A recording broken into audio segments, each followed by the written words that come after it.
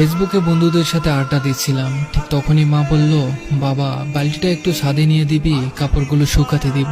বললাম আমি পারবো না, আমি ব্যস্ত আছি। মা বলল, তুই তো মোবাইল টিপছিস, দে না বাবা একটু। রেগে গিয়ে বললাম, যাও তো, নিজের কাজ নিজেই করো, একটু দেখলে এটা ওটা কাজের কথা বলা শুধু। আম্মুকে ঝাড়িয়ে দিয়ে এসে রুমের দরজা আটকে শুয়ে ফেসবুকিং করতে লাগলাম। দরজা খোলা রাখলে যখন তখন এসে আবার কাজের কথা বলবে। সন্ধ্যায় ছাদে বসে বসে চারপাশটা একটু নজর বুলিয়ে নিচ্ছি। হঠাৎই মোবাইলটা বেজে উঠলো। রিসিভ করতেই আম্মু বলল, কই আছিস বাবা?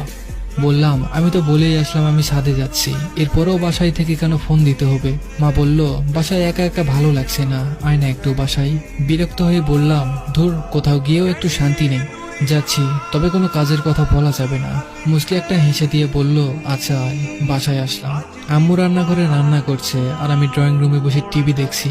একটু পরেই আবার আম্মু রান্নাঘর থেকে আমার কাছে আসলো আর বলল, বাবা রান্নাঘরের ট্যাবে পানি আসছে না, একটু পানি এনে দিবি ওই ট্যাব থেকে।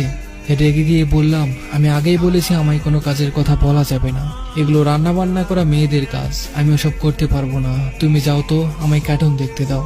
বারবার মুখ করে আম্মু চলে গেল। প্রায় 20 মিনিট চলে গেল। টিভির সাউন্ড একটু বেশি দেওয়া ছিল। হঠাৎই নজর পড়লো ট্যাবের কাছে। বালতিটা পড়ে আছে, চিপচিপে পানিও দেখা যাচ্ছে। এক বালতি পানি নিয়ে আসতে পুরো রুম পানি দিয়ে ভিজিয়ে দিচ্ছ। কথাগুলো বলছে রান্নাঘরের দিকে এগিয়ে যাচ্ছি, কিন্তু রান্নাঘরে উকি দিয়ে দেখলাম কেউ নেই। আম্মু আম্মু বলে ডাকলাম, কিন্তু কোথাও কোনো সারা শব্দ নেই। বাইরে ট্যাবের কাছে গেলাম। একটু এগোতেই আমার চক্ষু কপালে উঠলো। আম্মু মেঝেতে পড়ে আছে, চারিদিকে রক্তে লাল হয়ে আছে। দৌড়ে আম্মুর কাছে আসলাম। আম্মু, কি হয়েছে তোমার? আম্মু, কথা বলো। কি করব কিছুই মাথায় আসছে না। কোলে করে নিয়ে বাসা থেকে বের হয়ে একটা সিএনজি নিয়ে পাশের হাসপাতালে গেলাম। বাবার বন্ধু এই হাসপাতালের ডাক্তার। আম্মুকে নিয়ে আসতেই তাকে ওটিতে নেওয়া হলো। নিজের উপর আজ খুব রাগ হচ্ছে। এক বালতি পানি নিয়ে এসে দিলে কি এমন ক্ষতি হতো? আম্মুর কিছু হয়ে গেলে নিজেকে কখনোই ক্ষমা করতে পারবো না।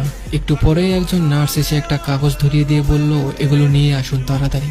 আমি দৌড়ে ডিসপেন্সারিতে গিয়ে ওষুধগুলো নিয়ে আসলাম। আমি এসে দেখি ওবায়দুল আঙ্কেল ওটির বাইরে দাঁড়িয়ে আছেন। আঙ্কেলকে বললাম, আম্মুর অবস্থা কেমন এখন?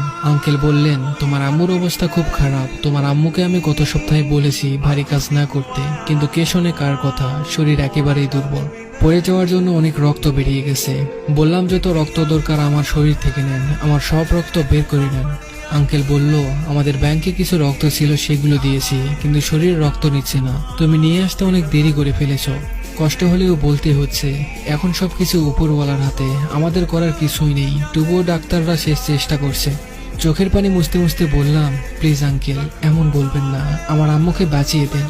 আমার কথা শেষ না হতেই সাদা কাপড়ে মুড়িয়ে একটা নিতর দেহ নিয়ে নার্স বেরিয়ে আসলো। একজন ডাক্তার এসে আমার কাঁধে